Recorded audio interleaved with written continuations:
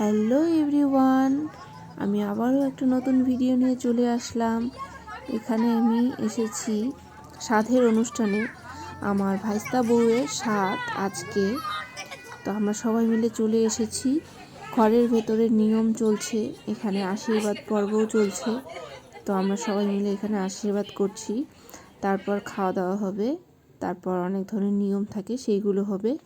ভাইস্তা বউকে আশীর্বাদ করা হবে, তার সঙ্গে ভাইস্তাকেও আশীর্বাদ করা হবে।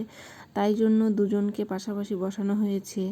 শুধু একজনকে আশীর্বাদ করলে তো হবে না, দুজনকেই করতে হবে, তাই না? এই যে আশীর্বাদ পর্ব চলছে, সবাই একে একে আশীর্বাদ করছে। বড় ছোট সবাই একে একে আশীর্বাদ করা হবে। এই যে এটাও একজন ভাস্তি, আমার দিদির মেয়ে, বড়দির মেয়ে। তারপর মা করছে, মার পাশে এই যে বড়দি, তারপর এই যে আমার মেজদির মেয়ে ভাস্তি। এই যে আমিও চলে আসলাম।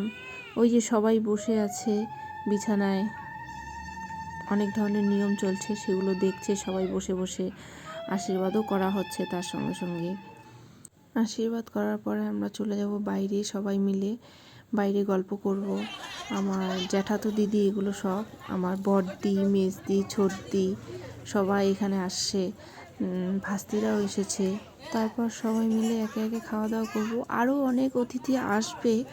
তো এখনকার ওয়েদার খুব একটা ভালো না, প্রত্যেক দিন সন্ধ্যা হয়ে গেলেই ঝড় বৃষ্টির সঙ্গে সঙ্গে তো আবার শিলাবৃষ্টি।